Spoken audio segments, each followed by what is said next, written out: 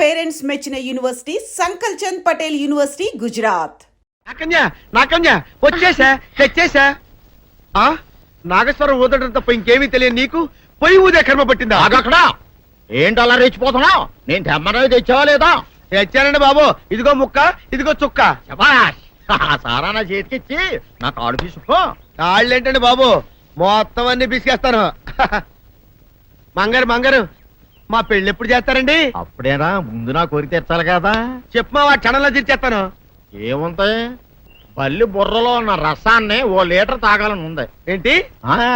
ఎద్దు కన్ను, దున్నపోతు గుండె, గుర్రం నాలక ఇవన్నీ తీసుకొచ్చి శనికాల మీద వేసి రంగరించి ఉప్పు కారం జల్లి కటకముక్క మాంసం తీసుకొచ్చి దీంట్లో కలిపి ఉడికించి బటన్ అదేంటమ్మా తిమింగలం మాంసం, అదే తిమింగలం పాలతో చేసిన పాయసంతో కలిపి తింటా నా సామి రంగా. బాబు గారు అయ్యా, ఇదేం బాలేదయ్యా. ఏంటే నువ్వు అనేది? ఈ బుల్లోని మరీ అంత ఏపుతుండే ఏం బాలేదు. ఏంటే ఆయన చూసిన తర్వాత నీ మనసు దిల్కుష్ అయిపోయిందా? అవునయ్యా, ఆ బుల్లోని ఏడిపించింది చాలు గాని మా ఇద్దరికి ముడిట్టే. నీకు ఇష్టమైతే నాకే ఇష్టమే అమ్మడం. ఆ నువ్వు సంగతి మర్చిపోకు. నువ్వు నాకు కనివైన బేమలో ఉన్నాడు. నీ పెళ్లి అయ్యాక కొంతకాలం సంసారం ఏదాకా అన్నదే బేమలో ఉంచాలి, లేకపోతే నీ బతుకు అదిగో అలా బూడిదిపోలు అయిపోద్ది. నాగకన్యా, ఓహోయ్ ఓహోయ్ ఓహోయ్, నా నాగకన్య నాకు దక్కించండి. మీ మేలు ఈ జన్మలో మర్చిపోను. ఇదిగా నా మేలు మర్చిపోయినా పర్వాలేదు గాని ఓ సంగతి మాత్రం మర్చిపోకం. ఏంటండి? నా కూతురు పెళ్ళయ్యాక దానికి కంటమటగానో నీటి చొక్కన కారిందో కాట్లే పెట్టా కారణమనండి. శబాష్ శబాష్, అయితే నీ షాదీ రేపారా? నాకన్యా, ఎవరో తలుపులు కొడుతున్నారు. ఒకవేళ దొంగలు కాదు కదా. రైట్, వెళ్ళాకరనుకో.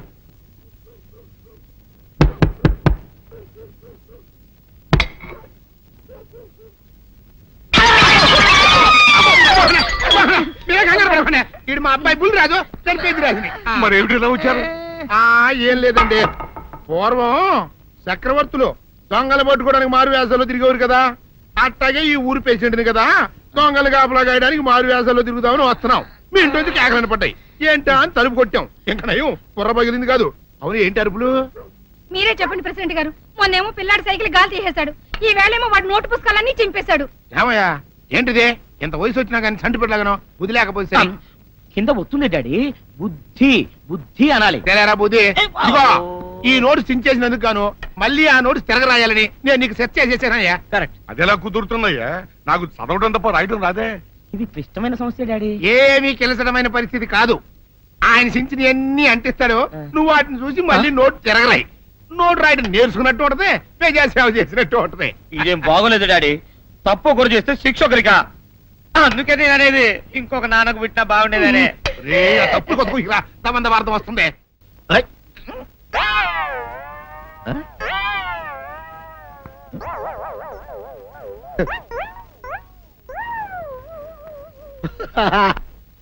అల్లుడు గారు, ఇదేంటండి ఎవరో చచ్చిపోయినట్టు దిగాలుగా కూర్చున్నారేంటండి?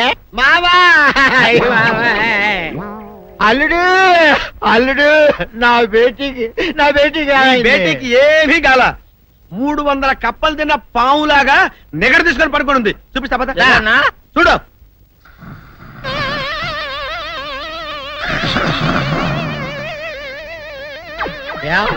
ఏమైంది?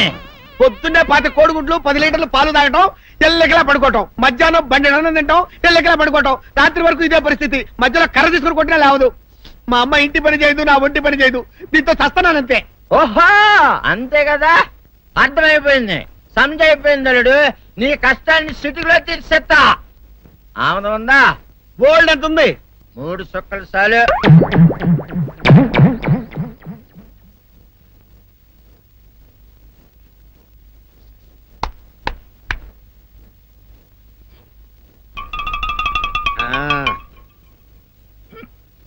అల్లుడు చెప్పు, ఇప్పుడు ఏం పని చేయాలి?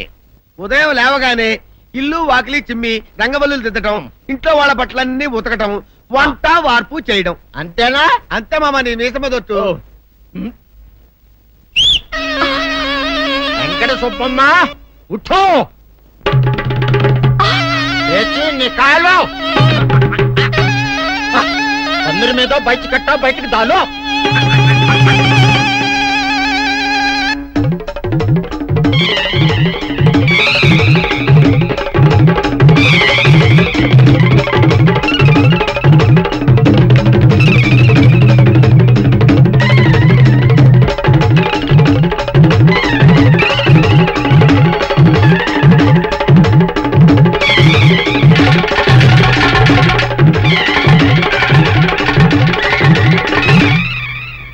అచ్చా అచ్చా ఇప్పుడు బయటనా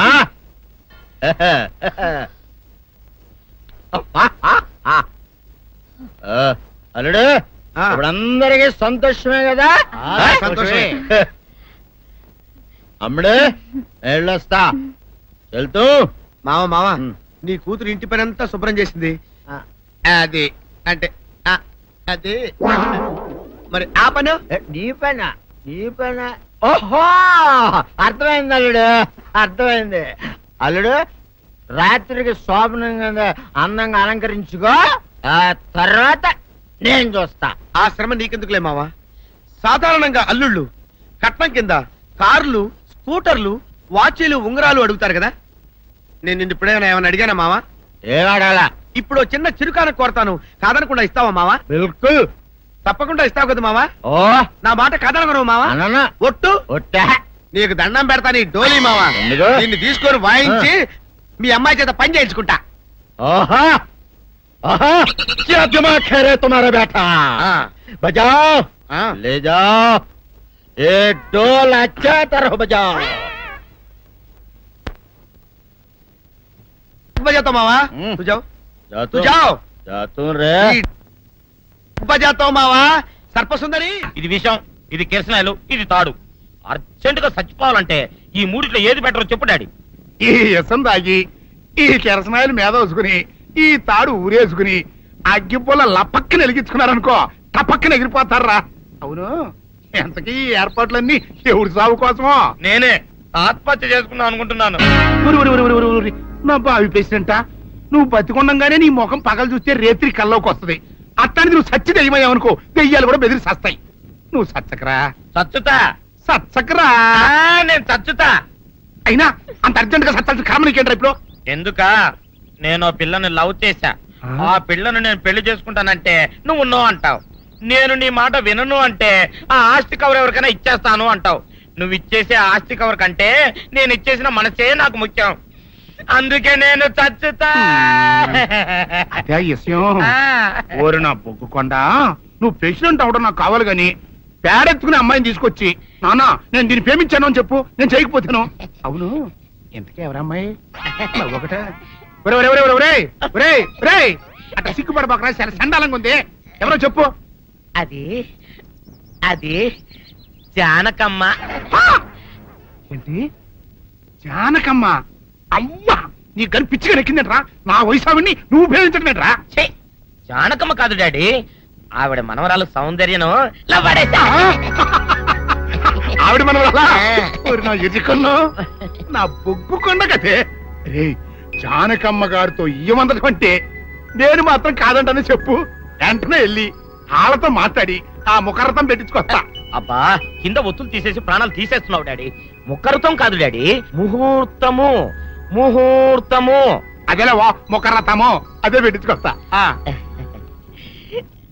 డాడీ నేను ఇంకో డాడీ కాకుండా నీకే పుట్టినందుకు నాకు పిచ్చి హ్యాపీగా ఉంది డాడీ.